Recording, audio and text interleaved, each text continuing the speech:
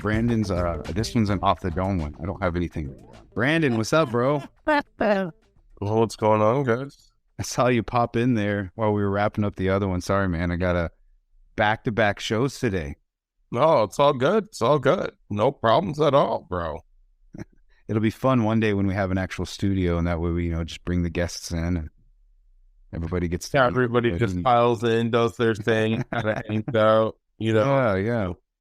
You'll never know who you meet. This is a fun day. We're going from a U.S. senator to a renowned breeder and geneticist and co-creator of some of the strains. Well, I shouldn't say some. Co-creator of the plants that started it all for all the cannabis that you pretty much smoke nowadays. Did I get that correct? Sure. We work with all Heirloom genetics, right? So Right. Actually having the ability to work with Bubba, to work with other breeders in the industry, a lot of the guys, would rather be left out of the conversation in a sense. Mm-hmm. Guys that have been growing for almost 50 plus years up in Humboldt County, guys that are like late 60s, early 70s, and they're very protective of themselves. Now, that doesn't mean that we're not all graced with this amazing product, because, it does trickle out. But there's a very high price for it. Some of the craft stuff that even, like the project I just did, the Bubba Walters. Yes, right? We're going to talk about that. I know you told me the price tag the other day. Oh my gosh. Yeah, ounces are easily going 500. Pounds are easily going 5,000-6,000, easy, all day. But why not though? Why not though? I mean, that's not uncommon. You take it back to just a few years ago, the market, I feel that has gone, it's gone up and down how every market does on the legal and the black market. But there was same thing, pounds just back in 2017, 18 of, you pay for what you get, right? You always pay for quality, and that's how it is in any industry. So if you want that super limited, exclusive, nobody else can get their hands on, pay for it. I don't have a problem with that. I like that. It keeps, that's how you keep quality. That's how you keep exclusivity. That's how you keep people dedicated to a certain thing and always wanting to come back for more. And that's how you can build an amazing brand like the Bubba Kush brand. Right, because the people that are looking for it are celebrities. They're exclusive. They want very specific cuts. They want specific strains, sometimes very specific phenos within the strain. If you have somebody that really gets into strain, what it does, what the medical conditions of it are, for instance, a good example, this would be there's a strain called Redwood Kush. Redwood Kush in the industry is known as the crab killer. Every female out there in the industry loves this strain of cannabis because it literally takes their menstrual cramps away. Okay. So much so, if you solidify it into a form, there have even been people that lace tampons with these suppositories, just like there's been all sorts of different studies and things. And people are finding amazing relief from it. And just the fact that they're finding amazing relief from it, that makes people want to become educated and curious about, well, what does sour diesel do? Or what does Godbud do? Or what does, any of the heirloom strains? We have had conversations before this previously where, heirloom strains are basically kind of getting lost in the profile. I'm not, in no way, shape, or form am I throwing stones in a glass house, because I am just as guilty of this as anybody else is. I'm literally out here breeding, Bubba is a perfect example. 60% Bubba Kush, Face Off OG, Space Clean, BC Godbud, HM3. Now, you mix all that together. I want to smoke that so bad, though. You mix all that together. What I found is I'm actually in a cure process for testers, that I've grown. And the hairs are white. The bud is purple. I'm waiting for it to turn. Okay. I'm waiting for it to pull the blues and the oranges and stuff out. Right. Yeah. and I'm not finding it. It's not. So you've already pulled it and you're curing it and it still hasn't changed? It still hasn't changed. Like, oh my God. so I had called, obviously, with all the experience I have in growing cannabis and, being a geneticist, I even called a couple breeder buddies and I was like, guys, stick with me here for a second. I went under a microscope. I'm looking at my trichome. I know, 56, 60 days. We're here. Okay. And I got clear. I got cloudy. I got a couple blues, some purples. I got ambers. I said, but the bud itself is not, it's not looking, has not the appearance of finishing. I said, leaves are curling. Everything's been flushed. We're in a really good fade, but the bud itself is just not showing color. My one buddy's just, sometimes you just got to go with what the trichomes are telling you, which is the absolute truth. And if the plant is in that state and you're seeing it, don't question it, because it doesn't look active. And he is right. I have grown testers in the past where I've done this. I've pulled them. And then all of a sudden, everything looks perfect. I come back 5-6 days in the right condition to cure, and everything is bang, right on point. I think that also has a lot to do with the flushing sequence. I want to talk about some of that, man. So, yeah, I use a lot of old school techniques with new school 2023 tech. Okay.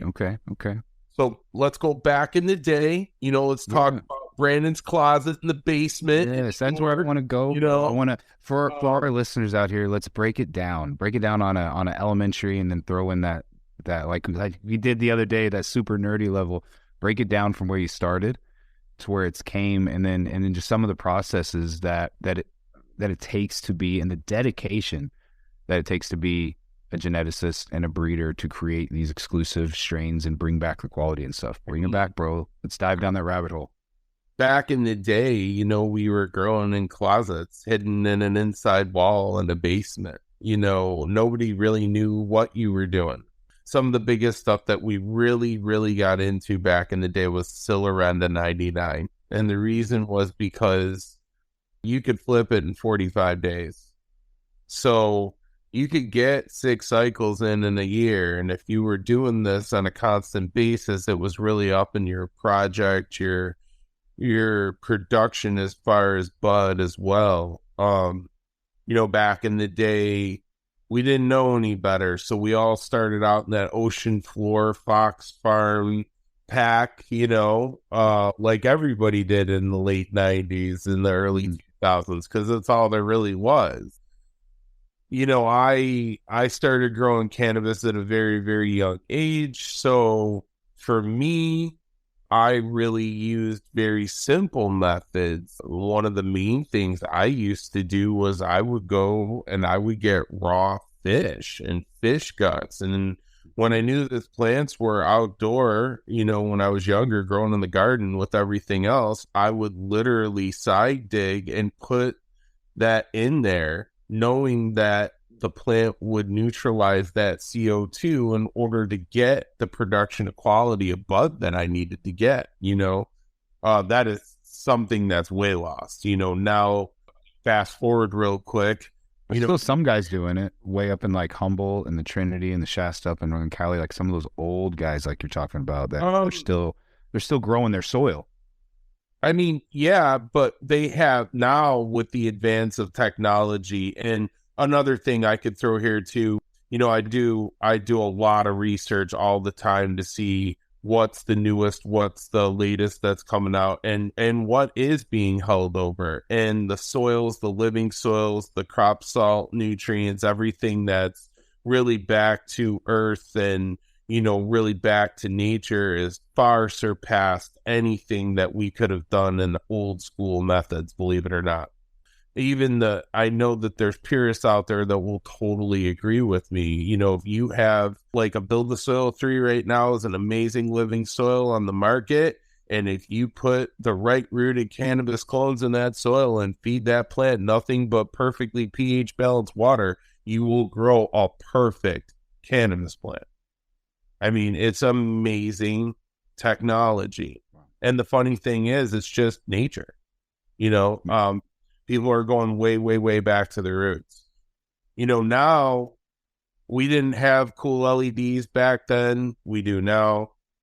We didn't have these cool crop salt top type nutrients where, you know, if you had a nutrient soil or a non-nutrient soil, depending on what your grow method is, whether it's hydro or whether it's soil, what your buffer is, basically. There's so many different options now. But there are things, I've always been true to soil. I've never really been a hydro guy. And the reason why is that? Yeah. I just feel that the bud tastes better. You know, if you talk to the old OG guy, I agree. It's so funny. I can't tell you how many conversations Brice had been in where I'm literally, you know, oh man, this is really good. It would have been so much better if you had grown this in soil. And those are guys that are growing, you know, really decent stuff. You know, I'm not gonna bomb on people that are getting decent results. And these are people that are spending a lot of money to get these results. Yeah. You know, 2.7 million watts of lights, 86,000 gallons of water a day, like through 2,000 pound hydroponic tables. They're pushing a full Athena system, looking at it on an iPad, tells you what pod's wrong. If it's in the red, go check it out. Like, this is not, there's no science to this anymore. Like, you know, there's so many studies, so much information, so much education. Israel's 14 years ahead of where we are in the United States. Overseas, you know, they're just looking for different genetics at this point. Their methods have even been perfected. A lot of people have really come forward. Old school things I still use today. One of the things that I do is I really, I understand how light deprivation works for plants. Yeah. And I understand VPD very well and humidity.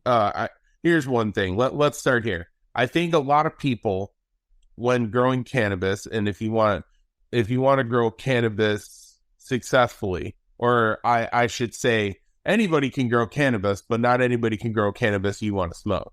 So, yep, I've seen that, man. I've seen some home grows that I'm like, yeah, even if you give that to me for free, bro, I don't want to smoke it. It's mad, but it's out there. You know, there's definitely a certain process to it.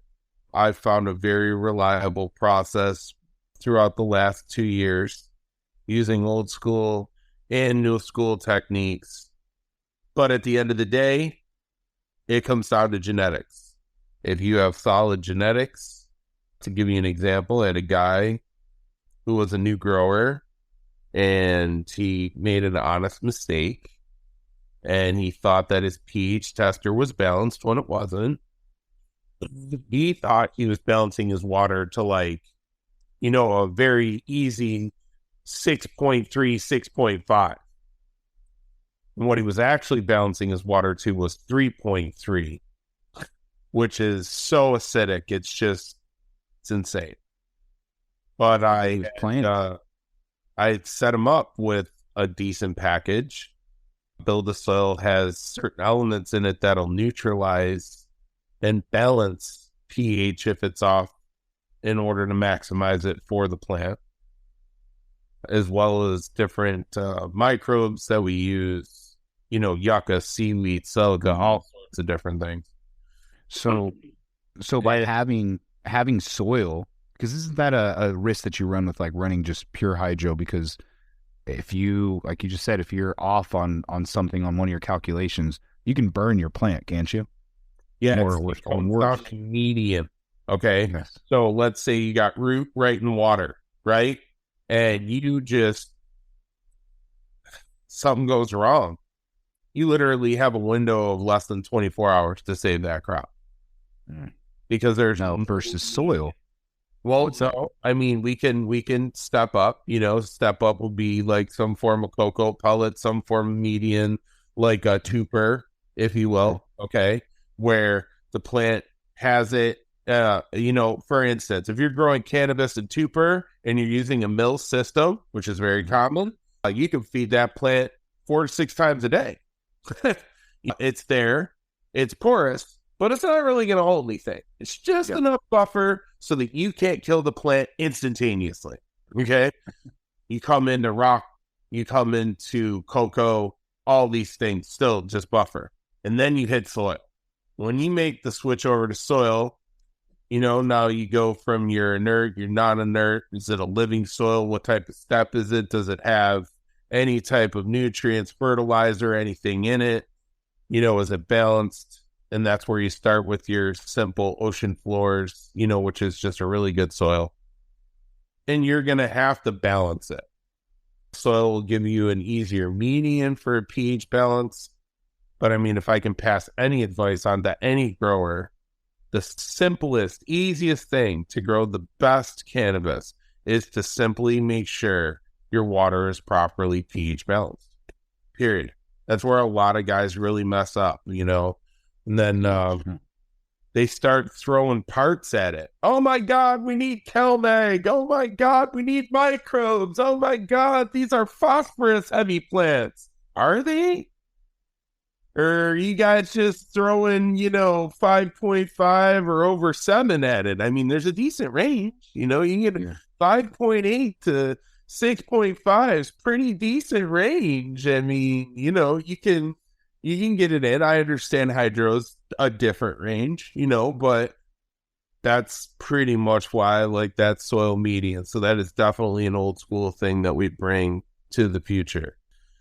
I think one of the biggest improvements is far red, LED, UV, the fact of plant progression through light. So I will explain what I mean by that. Back in the day, when you use old HBs, that's just how you grew. It's completely different because you can get a full spectrum with far red, with UV and everything. We didn't have that opportunity. And if we did, we were adding lights and we were just shooting from the hip. Hey, we throw a red one in here. Does that do anything? Oh, running over to Petco and grabbing every spectrum of bulb. I think we should throw a blue and a purple one in there. Let's see what happens. I mean, if you want to talk about bro science and just shoot from the hip, the 90s were amazing. Early 2000s, just I've heard of some people nowadays and I wanted to ask you. They say that they still prefer the old HCs because of the heat output. They say that with these new LEDs and stuff that without having that heat, that it just doesn't do something correctly to the buds. And then I meet people that they like to use a mixture, and then you have the guys that just use full modern lighting with LED and full spectrum UV and stuff. What's your thoughts on that? Do you need that heat? I mean, I don't know what they're talking about. I'm running an 8x4 with 2 720 ions, and I'll tell you what, keeping that thing under 86 degrees, that's quite the task. So I don't have no problems with heat. Maybe a little bit easier to move a good airflow dissipation, but no, so a good example of that, Brice, when you're growing with old lights, your plants would need a solid 45 minutes to an hour, maybe hour and a half in a wake up period from when the light turns on. Okay. And then when it turns off. That's just normal photosynthesis back in the day. Okay.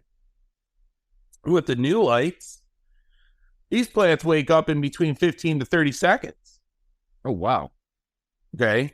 Difference is that the plants realize and they see the signature of these full spectrum UV, and what it really is far red programming.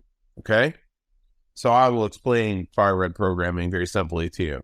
Far red programming basically takes the plant and gives it the ability to initialize photosynthesis immediately without having to go through a wake up or a shutdown, cool down, nighttime process. Okay. Advantages, disadvantages. Huge advantages for the people that are an experienced grower. Okay. Because what this does is, so now let's say if it takes 45 minutes for your plant to wake up, that's an hour and a half of time every day. Okay. And let's say your flower cycles 56 days. With a UV far red light, the new technology, all that time gets chopped off of my grow period. So I'll get to 50 days and I'm going, hey, my plants are done. Why are my plants done? Oh, only because I gained 6 days of time for my plants having the ability to wake up and fall asleep within 2 minutes tops. That's pretty amazing. That's a huge difference in a lag period where if we go on a fire into 3 hours a day, that's a lot of time. That's a lot. Especially on scale. Yeah. Oh, absolutely. So if your grow is dialed in, your soil's dialed in, your nutrients are dialed in, and your plants are just super happy, your CO2 content's right there. You know, nowadays you get a little pulse and just hang it on your wall and read it right from your phone, and it tells you everything you need to know. Okay?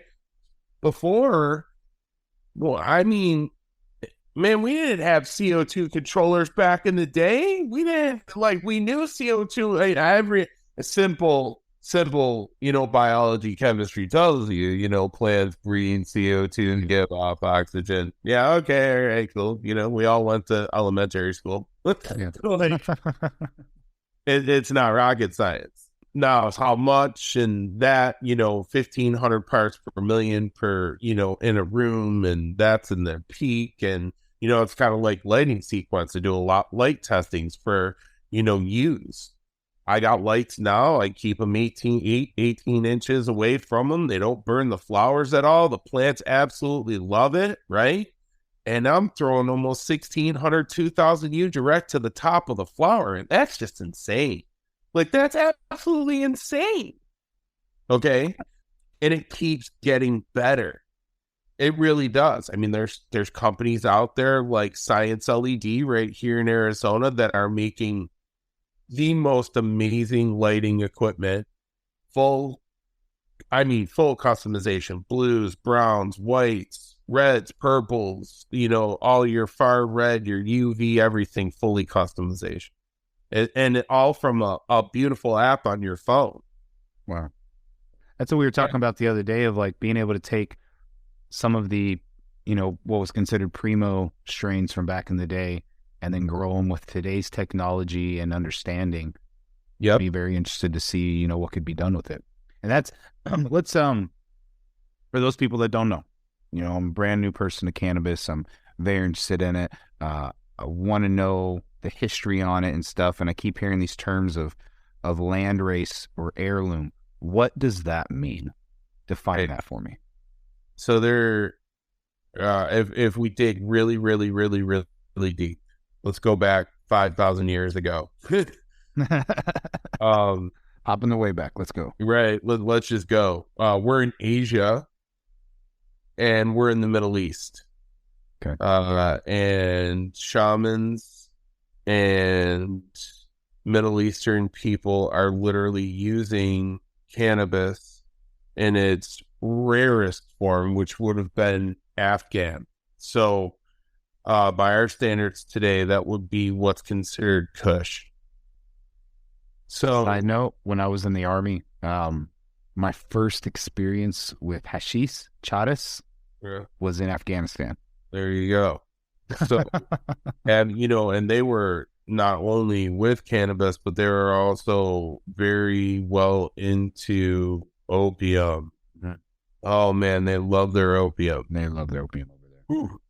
They do. So basically, that is the base, okay? Because you have the land race strains that started out in Asia and the Middle East. Now, just like anything, through breeding, just like what Bubba did with the Bubba originally, and then mixing it with Kush and making Bubba Kush, and then having OG and you see these progressions through the early 90s, okay, into the 2000s.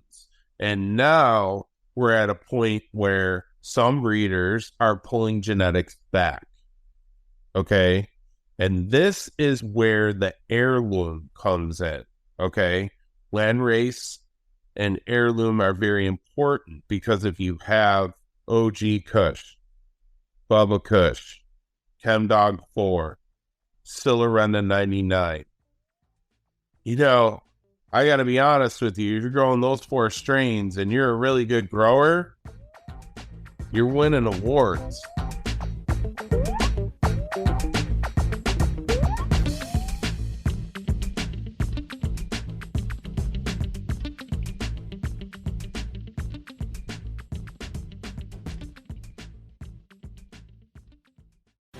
The opinions expressed on this CannabisRadio.com program are those of the guests and hosts and do not necessarily reflect those of the staff and management of CannabisRadio.com. Any rebroadcast, republication, or retransmission of this program without proper consent is prohibited.